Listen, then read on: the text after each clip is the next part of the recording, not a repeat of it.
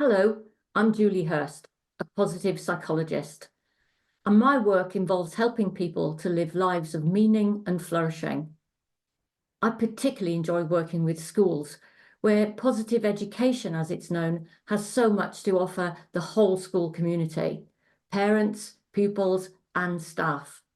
You see, positive education can help us develop our character strengths. It can help us meet challenges with determination and find greater joy in life. In schools, it also helps raise attainment. The Everyday Magic programme that I run is based upon decades of research and is approved by the British Psychological Society. The first school to complete this programme and achieve the positive education status was Mellor Primary in Stockport. And for the head there, Jim Nicholson, this grounding in science was really important. Jim feels that the impact of this scientific backing is felt throughout the school. He's also used some of the techniques himself in some brilliant circumstances, and I'll let him tell you more. Let's talk to Jim now. Good morning, Jim. Morning. How are you, Julie? I'm very well, thank you. Thanks for agreeing to do this.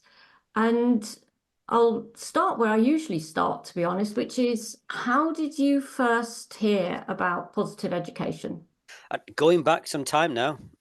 In fact, prior to the pandemic, back in 2019, I'd been working with the past president of the NEHT, a chap called Andy Mellor. And Andy and I had been talking about some of the complexities and difficulties that we were beginning to see in schools regarding children and things like their resilience, their mental wellness and such like.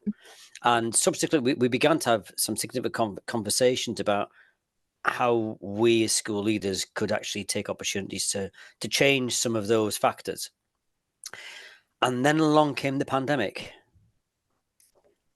And that struck us deeper that we needed to try and do something as schools and school leaders. Right. And subsequently, we started doing quite a bit of research on PERMA and how it could potentially benefit our young people. You were the first school in the country to become recognised as a positive education school via Everyday Magic. So you really were at the cutting edge of it all.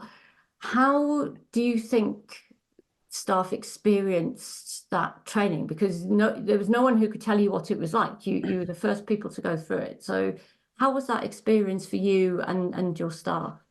The pre-work to introducing it was actually as important as the work itself. Given the context was hugely important.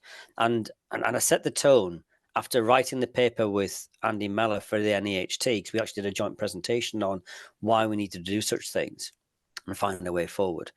I shared some key facts with the staff to set the context.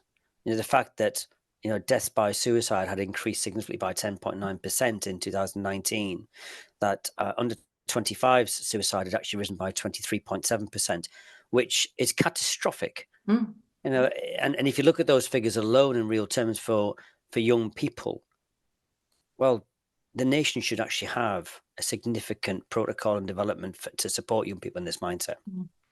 So we gave the context, the fact also that we'd had, I think it was something in the region of 660,000 young people in 2018-19 had been referred to CAMS for support. And that's non-sustainable. We haven't got the resources in the country to do that. And of course, what's happened post-pandemic, it's tipped the 1.2 million, hasn't it? It's actually quite a huge number of children being referred to CAMS. So the context was really important. So the staff understood that as developmental educators for our young people going forward, we had to find a way through our education system to address some of these key factors. The pandemic itself, we don't even know the full extent of that impact as yet. But what I can say is the training was greeted with a sense of excitement. There were, of course, the odd person thinking, what we're doing our inset days with this and what's it going to mean for our young people and how we're going to fit this into our timetable and such like. But in essence, the training became such a part of our organization relatively quickly. People could see from the type of activities that were functional, practical, could be implemented at any point. They could see the value of that. But also, what it gave our staff was not only this array of different types of activities to undertake with young people, but an understanding of how those activities could actually influence, better well-being, how they could influence the key chemicals in our brain, and take advantage of the science behind all of that, really, and then implement that into practical ways. The expression of developing human flourishing came very, very clear. But how do we do that in practical ways in the classroom? You've touched upon something really important there, I think, and it's something that schools and school leaders and teachers talk to me about quite a lot before they've gone through the experience, which is teachers are under a huge amount of pressure. The curriculum is jam-packed and classroom time is pressured. And initially people can be a bit, oh, not another thing that we've got to try and fit in lesson. What, as someone who's put this in place, what would be your response to the idea that this is yet another thing teachers have to try and shoehorn into a crowded lesson? One of the key things out of that is how we developed a whole school approach. So I would do assemblies collectively, so our children began to understand how our brains work, for example, and some of the activities that we might be doing in the classroom. So as the school leader setting the tone, then in the classroom, it isn't necessarily about, huge lessons. It is about 2 minutes of just detecting the mood of some of the children. When there's a slump in the afternoon, for example, or even a slump in the morning, how do you reinvigorate and energize young people? How do we build grit and determination? Should be part of a school offer anyway. So it's become an integral part of actually the whole school offer, as opposed to a series of lesson plans that need to be undertaken by class teachers for half an hour at a time. There's a real need for this to be a holistic approach and a whole school approach, and not just about teachers doing one-off lessons once a week or every 2 weeks or for half an hour, whatever it might be. A lot of the activities are short. Some of the language that we use with our children, because of it, has become deep and entrenched in actually how we are as a school. Is there anything else you think that parents would notice when they visited Mellor post your training as opposed to pre-training? Well, there's two things. There's the classroom activity that parents would actually see. They see very receptive children at our school anyway. They would also see potentially that if we walked into a classroom and there was an energy slump, then the teaching team would actually be aware of the children's needs at that moment in time and use one of the techniques to reinvigorate the children. Right. If we were going around the school and they saw a child in conflict or a child in heightened arousal and in challenge, they would see the staff using a range of breathing techniques to actually enable those children to come to terms with what they're experiencing or find an alternative path.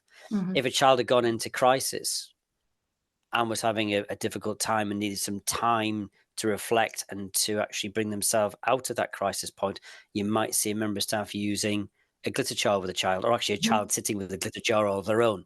So I think parents would see it just being part of the everyday occurrences that go inside our schools and the measures that we use to actually address certain aspects of children's behavior. Yeah, we have children that will actively use a breathing technique, for example, to just step outside of where they're actually at, what issue they've got, and they will take control of their own mind and their own body for a short period of time to be able to then re-interact with what they should be doing. And a number of our children have actually expressed in times past that when they go into a difficult time, they'll use their belly breathing or they'll use their 5-finger breathing techniques, just to help them through some challenges. And I think that's what parents could possibly see. They might be thinking, "What's going on there? What's that child doing?" Yeah. And we also have developed a parent handbook. That was the other part I was going to come to. Well, when our children have actually had some challenges, we've issued this handbook. I actually want to spread it further and have all of our community have access to it. We've still got a couple of tweaks to do with it, but certainly the parents that have used it with their children have found it an incredibly positive, helpful way forward. And one even said to me, "My goodness, I wish I'd had this when I was at school." One of the key elements that came through our training was how Lord Richard Layard defined what education was about, and the sole purpose of education being to raise the happiness of the learner, be they child or adult. And I've used that thought and belief actually with not only my teaching team and my whole school team, but any parent coming into the school. I actually question about, what do they want to see for the education of their child? And I refer back to that statement from Richard Layard because it helps contextualize what our school's about. We've heard a bit about the children becoming self-proficient in these techniques. Parents have seen changes in their children. What about in the staff room? Because it's not just for the classroom. So how has it impacted yourself, members of staff? What difference have you seen there? Well, I can actually tell you, recently we've got some new staff who've been on the training with yourself recently. And immediately the language of what we practice grows stronger is very evident in the room. And I think that's something that we have used across the school, since the original training. I would also say that the staff have absorbed some of the techniques for their own well-being, their own mental wellness, and they use them in their own everyday life, actually outside of school. And we also began, and this was a challenge. It still remains a little bit of a challenge, I don't mind telling you. But for the beginning of every staff meeting, stepping out of the fray that we have inside classrooms, and because the classrooms are incredibly busy places. But at the beginning of a staff meeting, just taking a few moments of time just to pause, to reflect, and to actually set our minds into the place that we are. We'll use some of the breathing techniques, basically, to bring everybody centered back into the space that we then occupy after being in a very busy classroom. Staff having an understanding of how our bodies actually react to the chemicals that we are affected by. I think in their own practice, it's made them reflect as to when they're looking at a young person, what's really going on with that young person, as opposed to seeing the world through adult eyes, perhaps, and putting them upon a child's eyes. So yeah, we've seen it, I think, in terms of their professional development. When you start talking about the impact of dopamine, they know what we mean. When we talk about how do we generate the impact for oxytocin, they know what we mean. And what may be the reactions when we have a little bit of adrenaline going through our bodies as well, and how we initiate serotonin. So all those aspects of the, I suppose, the neuroscience behind the physical aspects of what happens, it's given them a greater understanding of the young people in front of them. I've got to say, Julie, that the training was done with humour, and through humour, that made a significant difference for those folk who perhaps had a little bit of resistance to what was going to happen, and how we're going to move forward to it. And if you recall, the first bout of training was just after we were able to come back into schools, and we still had a little bit of social distancing on tables going on. So it was a very surreal situation for everybody. But actually, the training broke down a lot of anxiety, and at that time, it empowered people to adjust accordingly. When I first looked into PERMA, I needed to have the development of the concept based in research. And I needed something that actually could be evidenced, not just immediately in Great Britain, but on an international scale. And I spent quite a significant amount of time reading the journals and articles that were available to give me the context by which I could then share that with staff, and then really demonstrate that this was not a fandangle idea. It was not one of these new, short-term solutions to a situation, but rather could be rooted in practice to make a big difference to our youngsters. I know there was a huge appeal for you in the fact that Everyday Magic is research-based. It's approved by the British Psychological Society, so it's evidenced. And of course, PERMA, Martha Seligman, thousands upon thousands of research papers into it. And correct me if I'm wrong, but I believe you set up like an internal intranet, a repository of articles for staff who were as scientifically minded as you and I could sit and read these papers for themselves, as well as getting the lay version on the training as well. Yeah, absolutely. We set up for staff a professional development platform with perma, just purely perma, Mm. and put all of the additional learning materials. We put many of the articles, the research papers, the videos, so people could access them easily, and enabled actually the staff to have access, as opposed to just me standing in front telling them about how brilliant it was. Mhm. And one of the key factors, of course, was not just about that mental wellness idea and giving our children grit and determination, resilience, and so on, but what are the outcomes upon our young people in terms of academic outcomes? Mm. And the research papers clearly indicate that there is an impact, a positive impact. And if you can make 10% or 11% difference on Mhm. children's attainment, that should not be sniffed at. It's something that is clearly got some real strength for those schools that are very academically minded, Mhm. and we all want to have better outcomes for children at the end of the day. Well, why not start with something that is mind friendly and looking Mm. after our young people for the future? I've used savoring quite a lot, whereby if I've had a challenge, placing myself in a alternative place or mindset from the past Mhm. has brought me back into the zone in a far better frame of mind. And that in itself actually has been really helpful. I also use a lot of the breathing techniques, Julie. The Good. breathing techniques Mhm. have changed my approach to going into a challenging meeting, for example.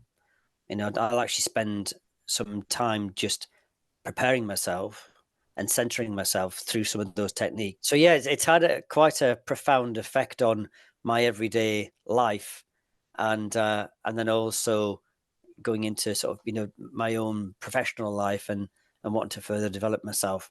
And then the last thing is I use the breathing techniques when I go climbing, because Right. actually it's just a great way of centering myself. At the risk of embarrassing you, I happen to know that in your climbing, you've done a power pose on top of a mountain. So I think that Oh yes. that's got to be Oh one of the best uses of a power pose ever. Um, yeah. Sorry, I completely forgot to share. Yeah, we also did jubilation.